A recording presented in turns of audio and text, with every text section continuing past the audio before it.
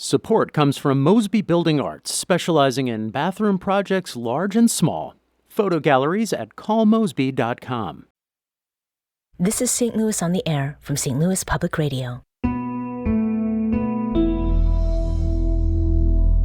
I'm Emily Woodbury, in for Elaine Cha. 60 years ago today, the two legs of the Gateway Arch leaned towards each other with just 2 feet of space at the top. The legs were held back by post-tensioned concrete with steel reinforcing and a stabilizing strut. The next day, the final piece of the monument would be set into place.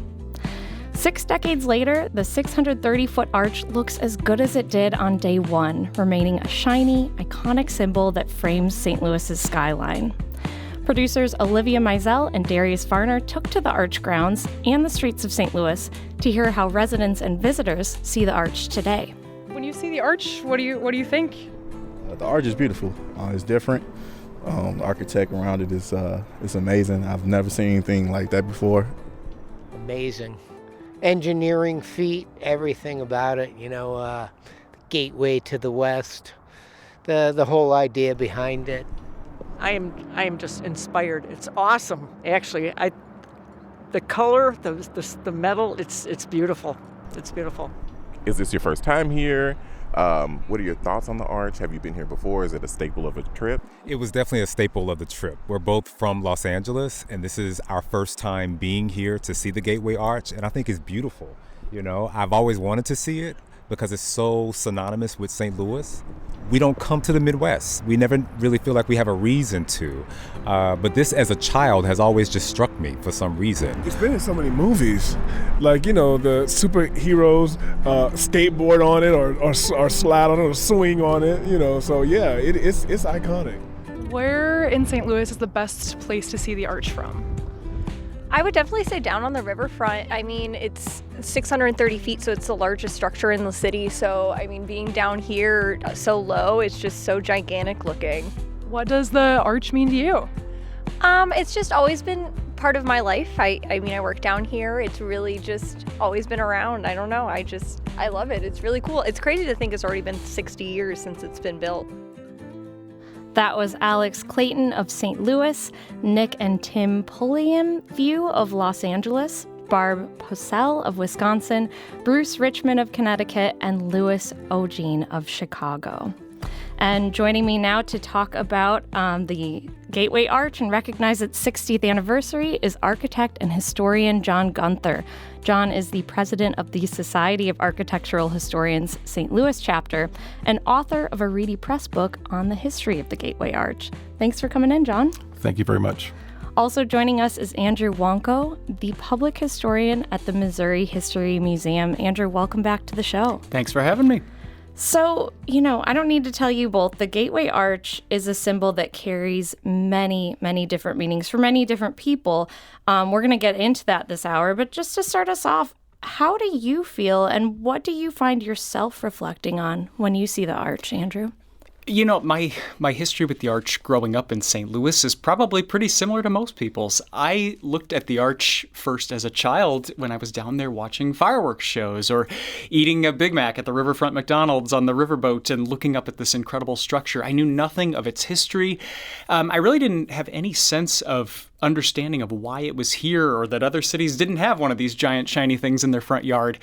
But it was really when I went away to school first to be an architect and eventually fell in love with St. Louis history through the city's architecture that I now look at the arch in such a different way. I am endlessly amazed at the complexity of stories that are hidden within its very sleek and simple, shiny curve. When you look at the arch from a distance, it looks pretty simple, but the backstory of this monument is anything but simple.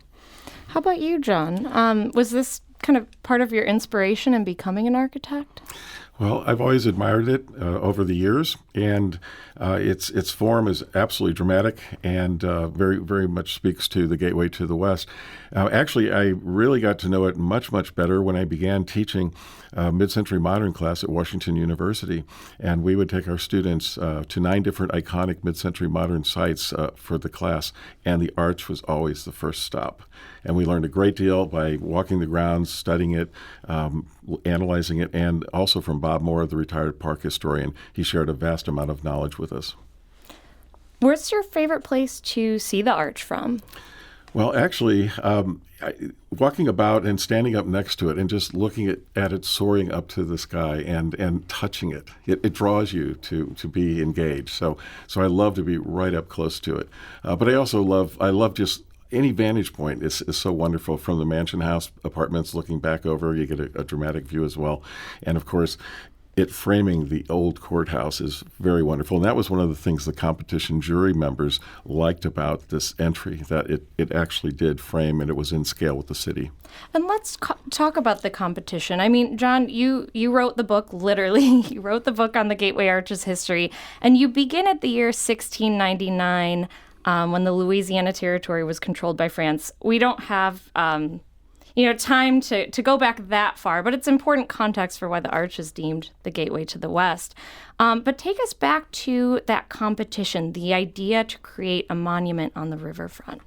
Well, it began in 1933, and Luther Eli Smith was returning home from seeing another national monument. And as he passed by on the train and looked at the riverfront, he thought it was looking a bit run down, and he thought, why not reinvigorate this area and turn it into a memorial and a monument to Thomas Jefferson and the westward expansion. And he was looking run down. Paint us a picture. What did it look like at that time? Well, it was a vast amount of buildings. It was 37 blocks and about 430 buildings or so.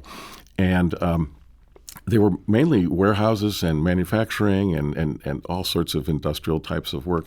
I will say that I don't know that it was as run down as they might have portrayed it. There was amazing architecture on the riverfront. And we had one of the best collections of cast iron fronts, which really led to the beginning of the Chicago skyscrapers per Siegfried Gideon. But they filled up every square foot. It was form follows lot. If you had a lot certain width and certain depth, that building filled the entire lot and rose as high as it could per the technology of the day.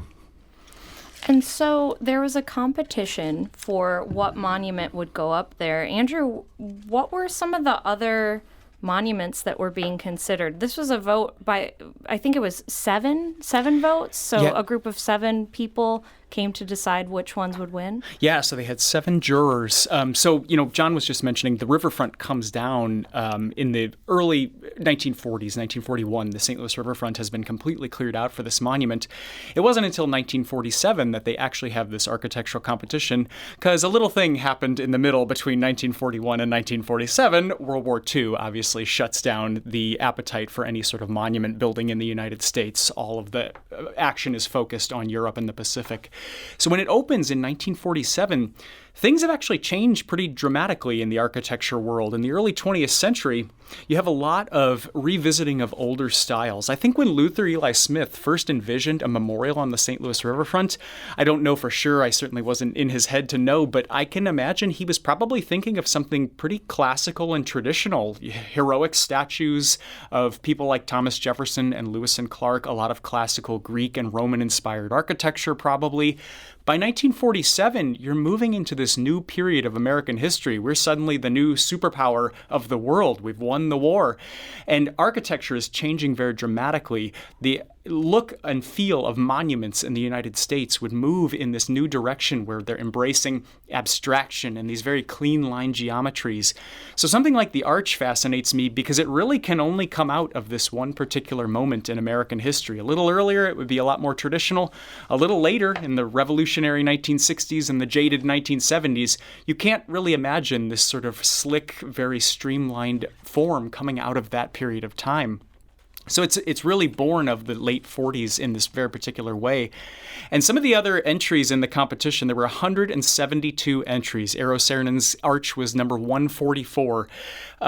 they ran the gamut of all sorts of different things. You had an 800-foot tall suspension bridge that would have been one of the 5 largest structures in the United States had it actually been built. That one was disqualified because you couldn't use a bridge as the monument. You couldn't leap across the river. That wasn't part of the monument grounds.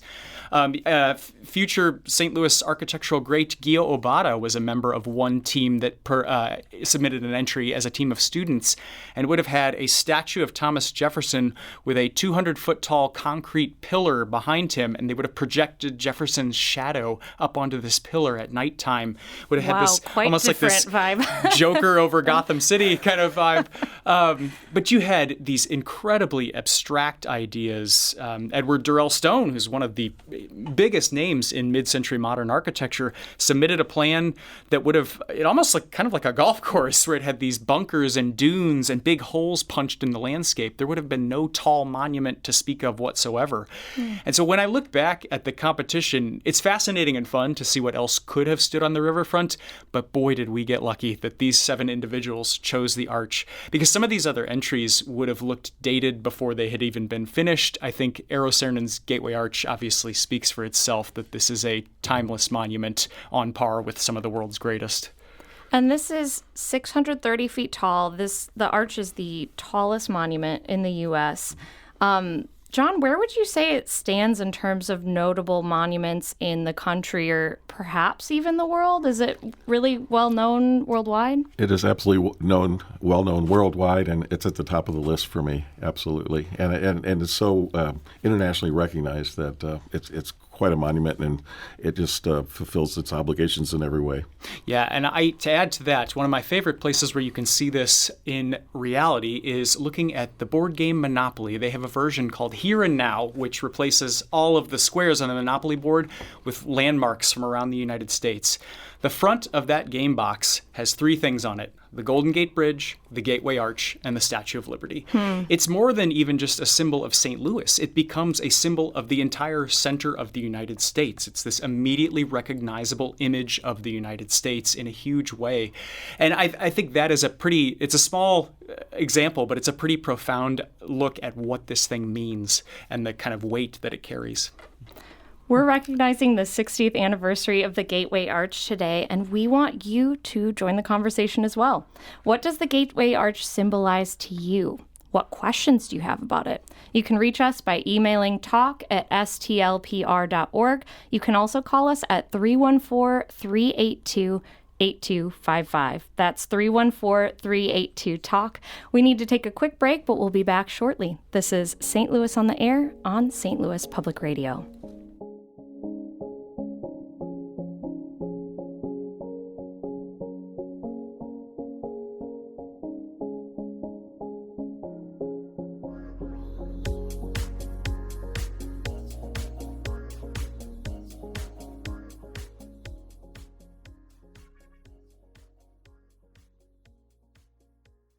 Support comes from the St. Louis Public Library Foundation. During these challenging times, free access to digital resources is a necessity. You can help our community stay connected. Support your St. Louis Public Library at slpl.org. Welcome back to our discussion about the 60th anniversary of the Gateway Arch. I'm Emily Woodbury in for Elaine Cha, and I'm joined today by St. Louis historians John Gunther and Andrew Wonko. John is an architect and the president of the Society of Architectural Historians in St. Louis, and Andrew is the public historian at the Missouri History Museum. And John, during the break, you mentioned to me that this wasn't actually just one competition. This was a 2-part competition to see what monument would be on the riverfront here in St. Louis. Yes, I was struck by Andrew's comment that we were so fortunate to have the Gateway Arch selected after demolishing the riverfront, and we really were. We had no idea at that time what we were going to have as a national monument. But that said, a very key part of this was that this competition entry was created in 2 phases. So there was a first set of entries, and then they whittled down the list a little further to 5 remaining finalists, and then they went into a second phase. And so it's very fortunate that that happened because Certainly, Eero Saarinen was one of the winning first phase competition entries, but so was Harris Armstrong. And in fact, Harris Armstrong got 7 out of 7 votes, and Saarinen got 6 out of 7 votes. So had it been called at the very first step of the phase of the first entry, we would have had something designed by Harris Armstrong. But he created a very bold and dynamic re-envisioning of the levee, and that actually was not allowed in the competitions. But it was so impressive they let him go on into the second phase. So we're very, very fortunate that we had a 2-part competition. Oh, interesting. It's so interesting to know these little details that, had one tiny thing been different, we'd be at a very different place today. Right. Well, you mentioned the demolishing of, what was downtown, what was on the grounds of Gateway Arch National Park before it became a national park. This was because, beginning in 1935, the riverfront was designated the Jefferson National Expansion Memorial, and its ownership was transferred to the National Park Service. This is something St. Louisans voted on, and there was a huge voter turnout. There was also claims of fraud. Do we know what was going on at the time, Andrew? Yeah, so Luther Eli Smith, who we were talking about earlier, he was the big sort of idea man behind creating a memorial on St. Louis's riverfront. This is the height of the Great Depression, when 3 out of 10 St. Louisans are out of work. A lot of those businesses along the riverfront are struggling. Property values had been chopped in half by the Great Depression, and he sees this opportunity. If we clear all of this away for a memorial to Thomas Jefferson and Lewis and Clark and westward expansion and St. Louis's role in all of that, we can revitalize the riverfront, we can create jobs during the Great Depression, and also we can get rid of this area that we are sort of seeing as an eyesore. And as John mentioned earlier, just how much of an eyesore it was probably depends on who you were asking. This was a huge undertaking, and they went to the federal government. Luther Eli Smith had worked on a memorial to George Rogers Clark in Vincennes, Indiana, and the federal government had kicked in a lot of money for this memorial. So he basically thought, we can do this again on a bigger scale in St. Louis. They were able to get federal money through Franklin Roosevelt's New Deal work creation programs during the Great Depression. They got the National Park Service to agree to run it, but it came with the caveat that St. Louisans would have to vote to self-raise the remaining $7.5 million that they needed to make this thing happen. It's a frustrating part of our history. As a historic preservationist at heart, when I look back at the pictures of what was lost on the riverfront, it absolutely breaks my heart to see the St. Louis history, this landscape that had accumulated across decades of history, the important structures we had there that were wiped out in one fell swoop. It's even more frustrating when you learn that the public vote to fund this demolition probably was fraudulent. St. Louisans actually probably never voted to create the Jefferson National Expansion Memorial. The vote happens in 1935, and it comes back as being passed. But the St. Louis Post-Dispatch and a group called the Citizens Nonpartisan Committee smelled something fishy in the air. They started diving into the voting record, and they eventually uncovered more than 46,000 suspicious votes. They had things like hundreds of votes registered to a barber shop or a vacant building. They had one precinct of the city that had 506 people living in it and voted 505-0 in favor of creating this memorial. They actually filed a lawsuit to try to block this from becoming reality, but the Missouri Supreme Court eventually threw it out, claiming that after a year, those votes had become legally non-existent and the project was able to go forward. So it's a pretty good chance that St. Louisans never actually voted for this, and there was a lot of political conniving behind the scenes going on. And you mentioned, that we lost some incredible architecture, culture of the city. In these 40 acres of historic downtown St. Louis, there was commercial and industrial, but there was also residential. There were people living in apartments, there were neighborhoods. What do we know about the lives of those who once lived where the Gateway Arch National Park stands today? So they chose this memorial shape for a very specific reason. It was almost identical to the original village of St. Louis that was platted in 1764 when Pierre Leclerc and Auguste Chateau came upriver from New Orleans to create a French fur trading outpost. That outpost they created was 3 blocks deep and 19 blocks wide. The arch grounds end at 3rd Street, and they cover almost that entirety of the original plat of colonial St. Louis. It was very purposeful. because they started to see the buildings that were there, even though this riverfront had accumulated across the course of decades.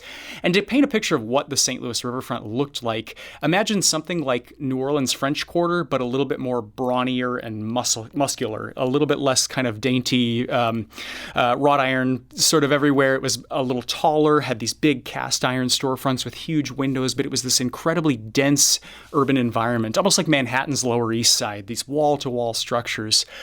And they saw these effectively as like squatters on sacred ground. They wanted to take all of this down so they could recreate the riverfront as it was when St. Louis was helping to expand the West.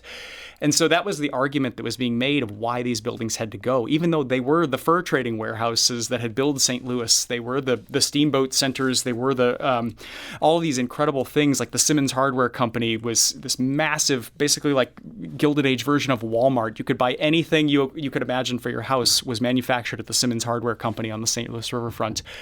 All of these structures were tied to that story of St. Louis becoming the gateway to the West, but they did not see it that way. They wanted to go back to this sort of pastoral early American history. Mm-hmm. You know, I mentioned at the beginning of the hour that the arch is a symbol that carries multiple meanings for different people. You know, the arch was built to honor St. Louis's role in westward expansion, and this was a time when Manifest Destiny was used to push Native Americans and Mexicans out of their lands. You have the arch standing on grounds where a lot of, Black families had homes there, had apartments there. There's a complex history there to the arch. It is a symbol of pride for our region, and it's beautiful, but there's also, I don't know how to put it, like a mourning for kind of what was lost. Yeah, I think this is part of the arch's complexity. And as you learn more and more about St. Louis's local history, this is where it gets kind of difficult to disentangle all those different meanings the arch has within it. A French author named Roland Barthes once said of the Eiffel Tower, it's a pure symbol. It attracts meaning the way a lightning rod attracts thunderbolts. And I think the arch is the exact same thing. Officially on paper, it's meant to designate St. Louis's role in the gateway to the West, but it means any number of things to any number of people. It's been used as a backdrop for protests. It's been used as a backdrop for family gatherings and fireworks. It's a symbol of westward expansion in a very pro sense of that being this really incredible moment, but it's equally that story has another side. Chief Joe Medicine Crow, who was the Crow tribal historian who helped create the original exhibits underneath the arch, was quoted in the paper as saying, "It will be a tough job not to make it all sadness." Because the flip side of that westward expansion story from the sort of Eurocentric white point of view is that you had thousands of people who were already living in this westward that they were expanding into. Lewis and Clark, after they journey to the Pacific coast and come back to St. Louis, William Clark stays in St. Louis, where he becomes the Indian agent for the federal government. From 1808 to his death in 1838, he would sign treaties with Native American groups, removing them from historic lands they occupied. He is responsible for as much as 1/10 of all of the Native American land that was removed as a part of that process of Manifest Destiny and moving out people who had lived on this land for generations so new people could be shipped in and set up farms. That's all a part of this story too, and it's complex to disentangle. In fact, St. Louis is known as the Mound City, and there's a reason for that because of the Native American mounds that were constructed here. And just slightly to the north of the Gateway Arch, there were magnificent mounds there. And even they just discovered when they were putting in the Stan Musial Parkway Bridge that there were mounds just on the other side of the river. And we know of Cahokia mounds. So between 800 and 1200, there were more people in the year 1000 living in Cahokia Mounds area than in the city of London. So it was quite an established area. Yeah, the arch was not the first monument on the riverfront. Absolutely. We have Tom joining this conversation from St. Louis. Tom, welcome to St. Louis on the Air. Thank you so much for having me and for taking my call. Yeah, absolutely. What's on your mind? There are two components to my car. First of all, I have the same birthday as the arch. Happy early birthday, Tom. Thank you so much. I specifically remember it was Thursday, October 28th, 1965, and this was my 17th birthday. I was a senior in high school, so it was a special treat. My parents took me down to have dinner at one of the river boats on the river, and so it was in the shadow of the newly completed arch. So I've always, I guess, that's had a special meaning for me when people are celebrating the arch. I say, well, that's my birthday too.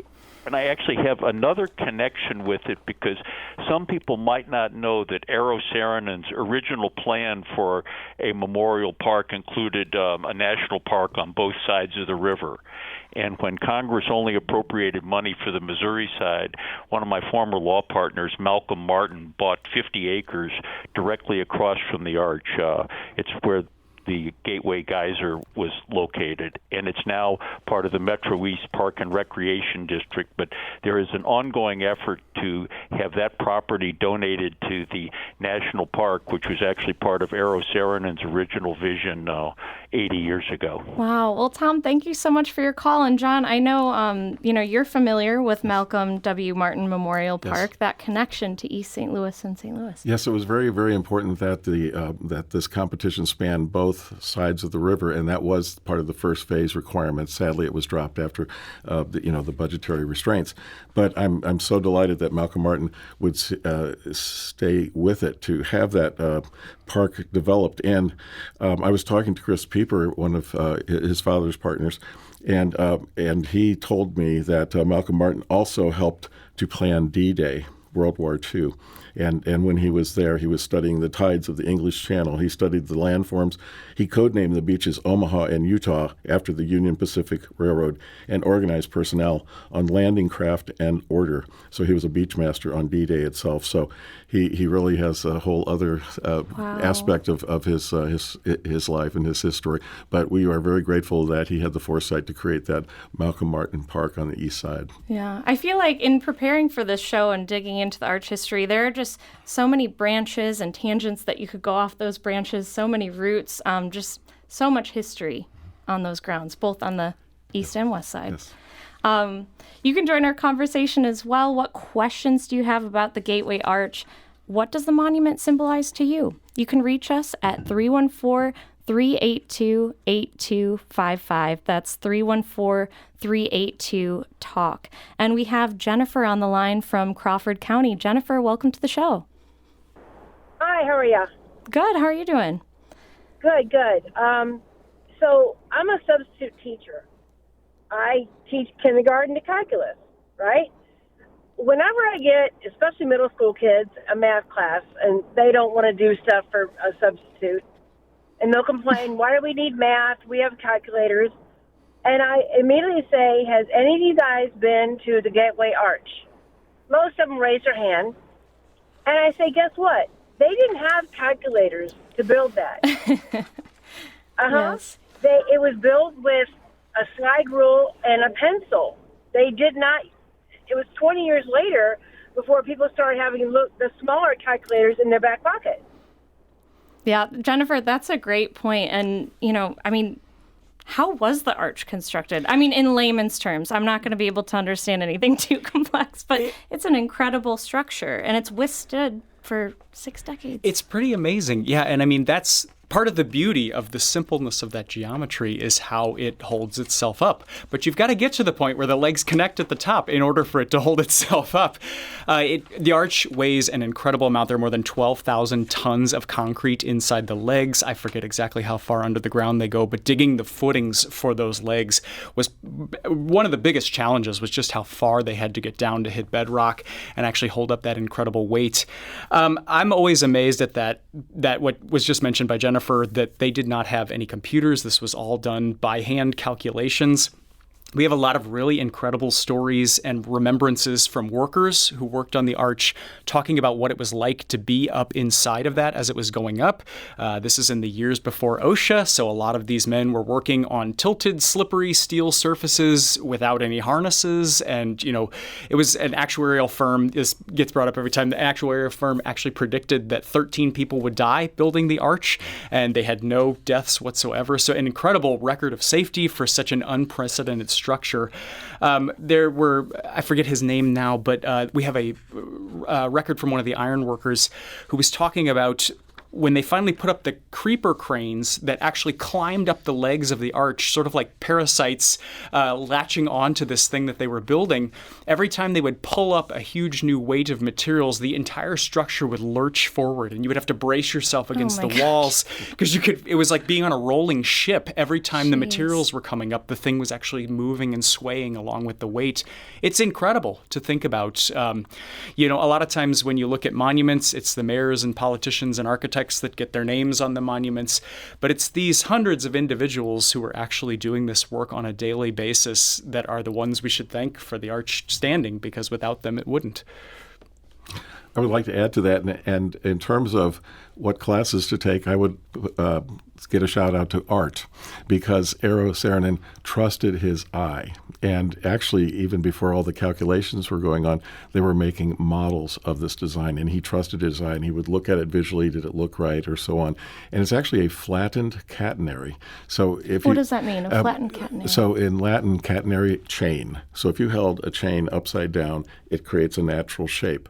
But he didn't like the fact that the bottom of that would be a little too rounded, a little too pointy, so he pushed it downward, if you will. So it's a gentler curvature at the top because he trusted his eye. And so that's a key thing to think about.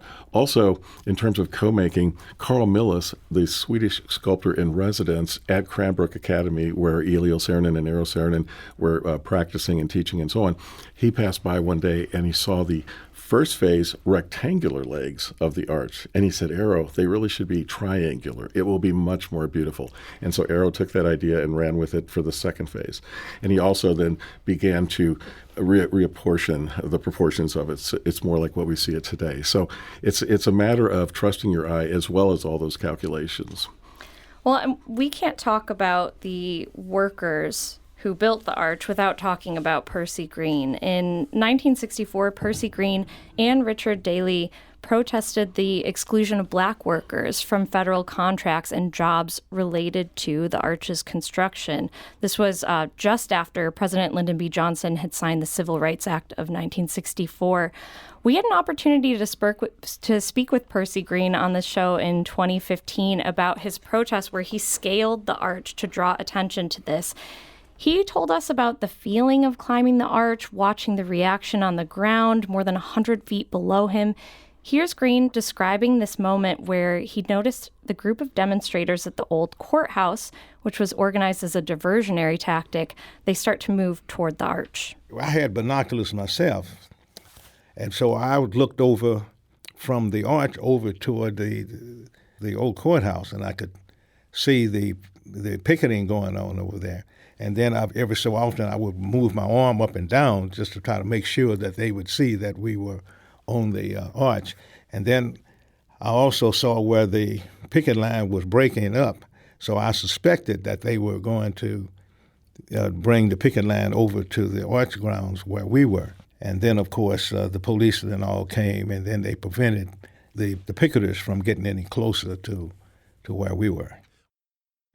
What was the reaction to this protest? What do we know about what effects it had? Yes, it's amazing to think about when the arch was being built in the mid-1960s. If you had looked across those grounds, you would see a whole college worth of trades that were required to create this monument. But among the skilled workers working there, you would not see a single black face among that entire group of people. Percy Green was challenging that. This was a federal monument that was rising. Government jobs needed to be hiring black workers as well.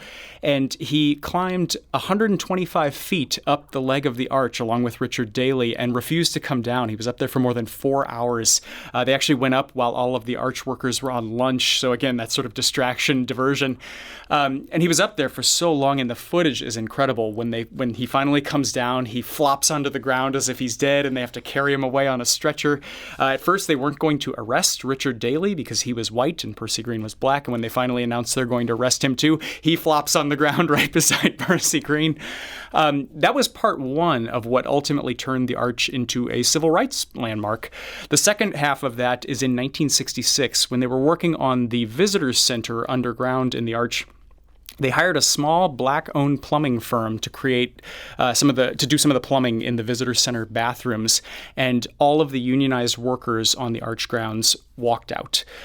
These two instances, Percy Green's protest and this walkout because a black group of laborers had been hired, got the U.S. Justice Department to file the first pattern of practice lawsuit. Again, this had only been made legal 2 years earlier under the Civil Rights Act of 1964, basically claiming that the St. Louis building trades unions had made a pattern of practice of not hiring black workers and intentionally excluding black skilled laborers.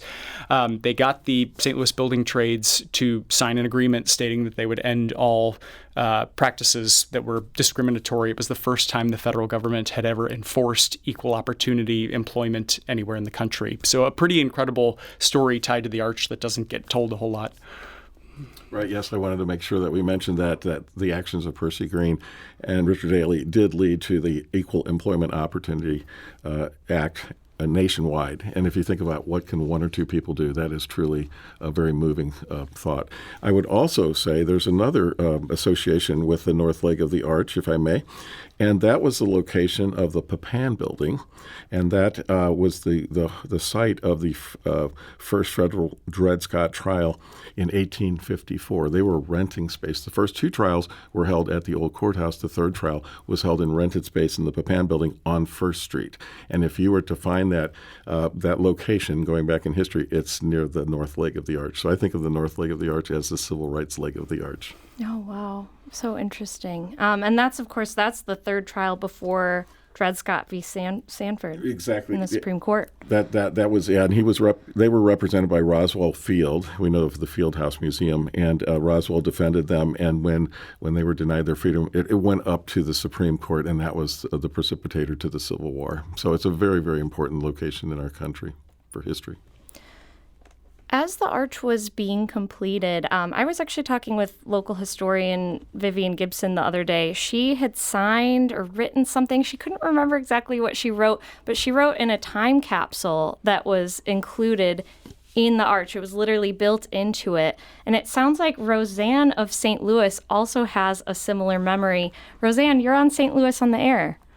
Thank you so much. I was in sixth grade, as I recall, Clayton School District, Glenridge School, elementary school, and we were asked in my class to sign a piece of paper and that our signatures would go into a time capsule.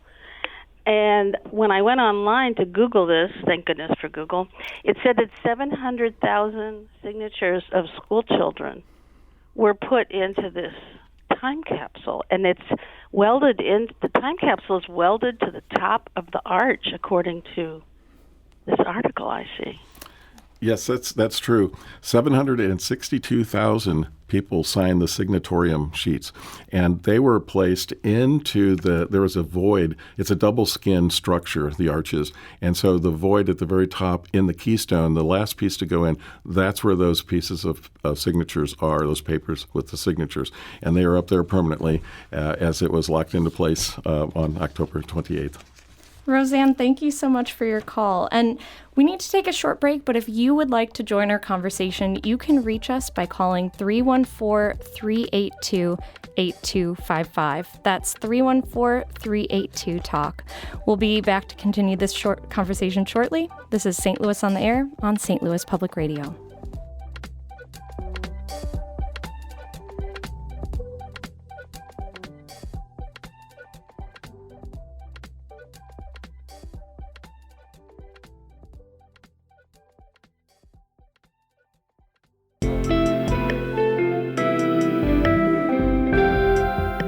The Gateway brings you the day's news each weekday from around the St. Louis region and the state capitals in Jefferson City. Our schools are accredited. We don't need this bill. And Springfield. How many more years must pass before lawmakers see time is of the essence? I'm Abby Larico. Join me each weekday for The Gateway on the STLPR app or wherever you get podcasts.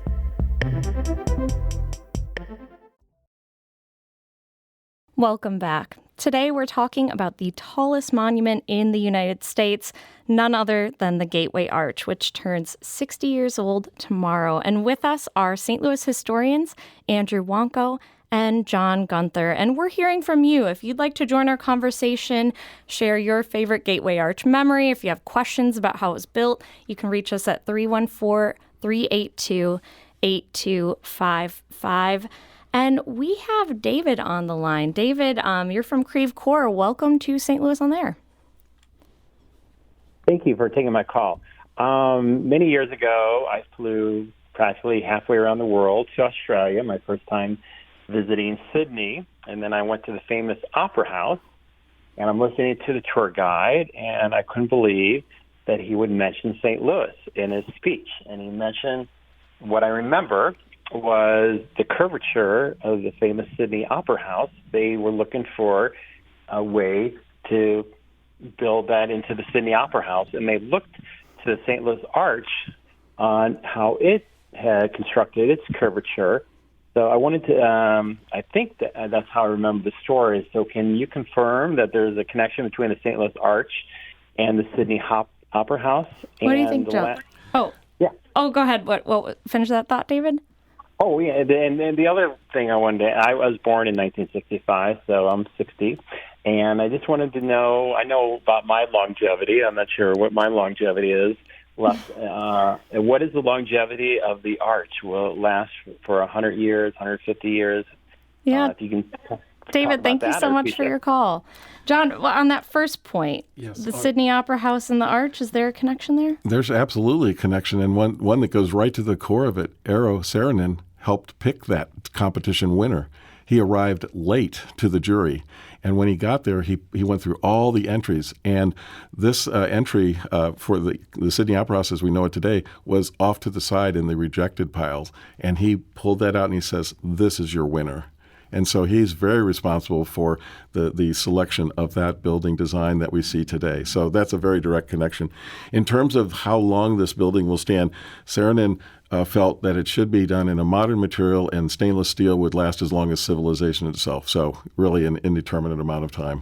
Really? Yes. And so 60 plus years? Oh, well into infinite. Well into the future. Yes, wow, yes. That's incredible. I mean, it does look, I don't know how much of it has been replaced at any time, but it looks the same as it did 60 years ago. Yeah, there was a study done about 15 years or so ago about the skin, and it is holding up beautifully. Any kind of stains that you might see on it was attributed to a couple of things. One was that there's air pollution, and it was recording the air pollution of the city, and I'm happy to say it's getting cleaner and cleaner, so there's less and less staining. And there might have been some staining from the weld joints, but that said, it is really solid.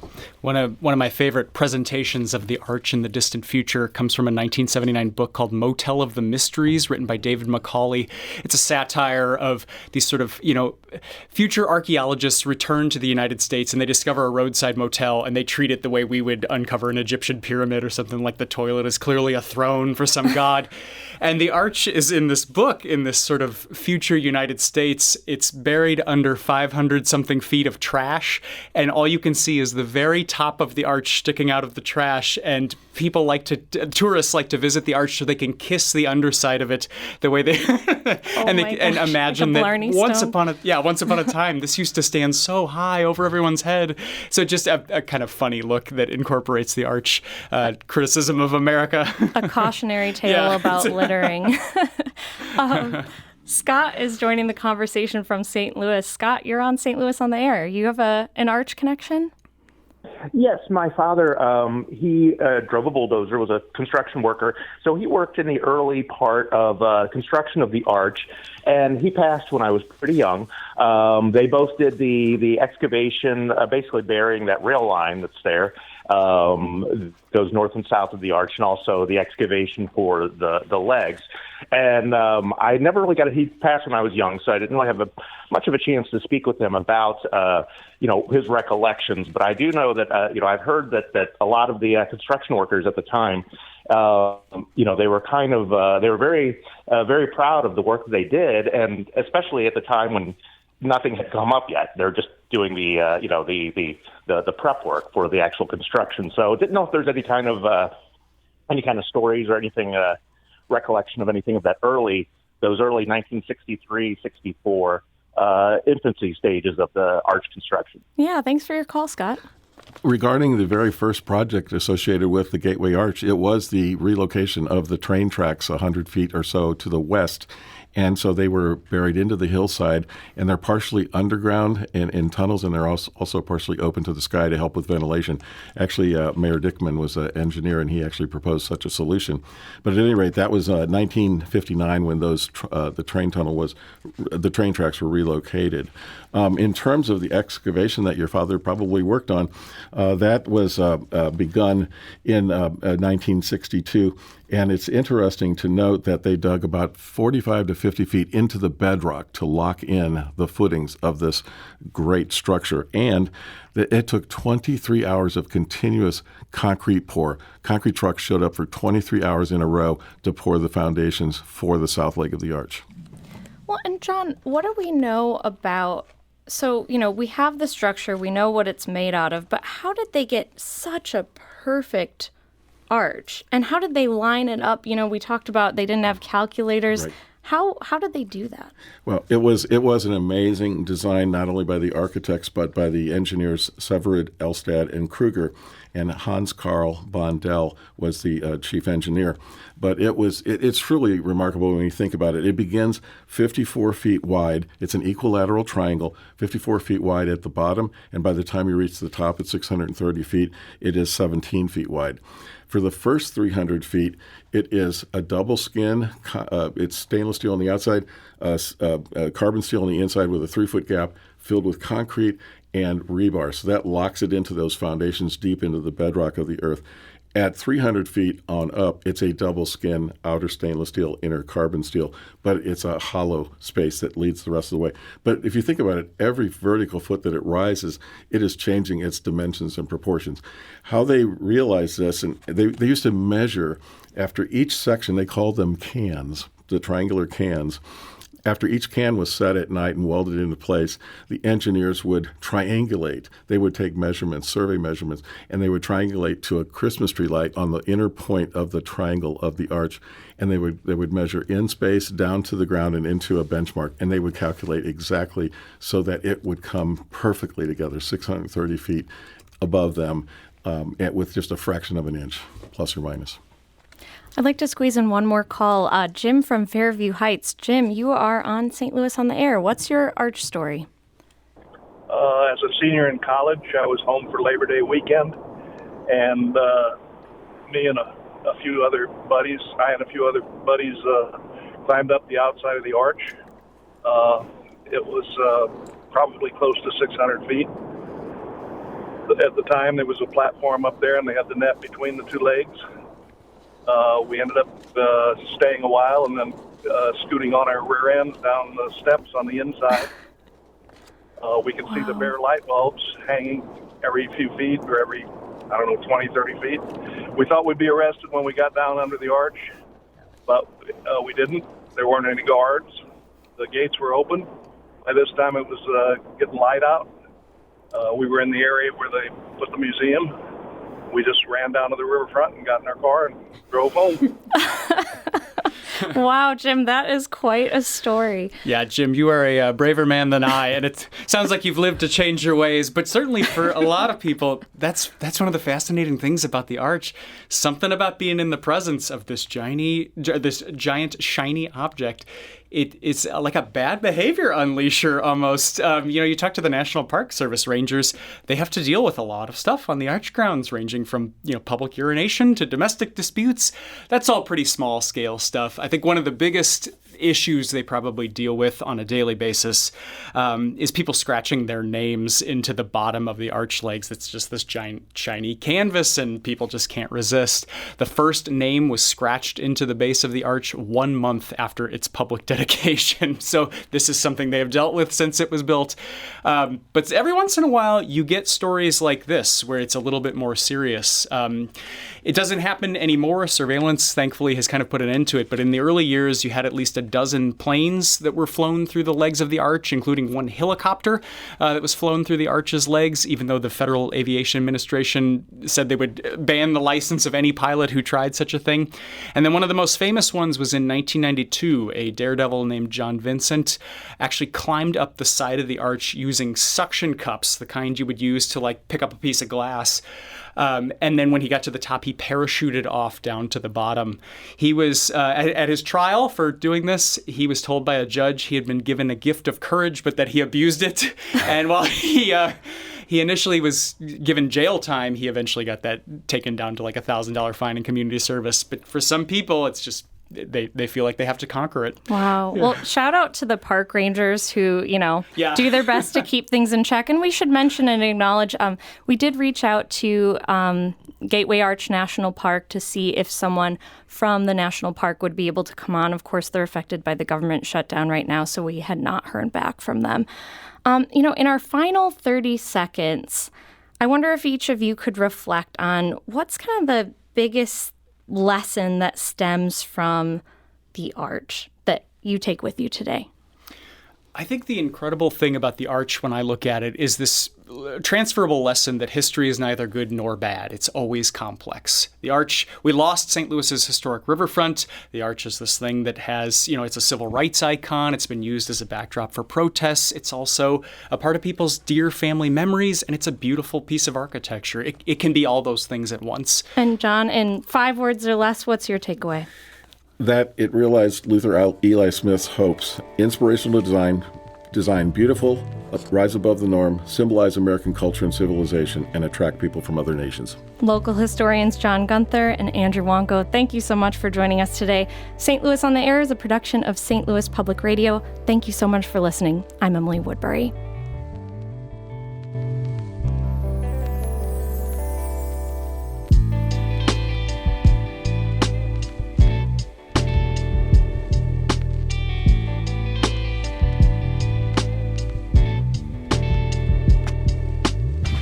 Do you have a favorite memory or story involving the Gateway Arch? We'd love to hear from you. Leave us a voicemail for a future St. Louis on the Air mailbag segment. You can reach us at 314-516-6397. That's 314-516-NEWS. This episode was produced by Emily Woodbury, with production assistance from Maya Norfleet, Danny Wissentowski, Darius Varner, and Olivia Meisel. Audio engineering and podcast design by Aaron Dorr. Our executive producer is Alex Hoyer. St. Louis on the Air is a production of St. Louis Public Radio. Understanding starts here.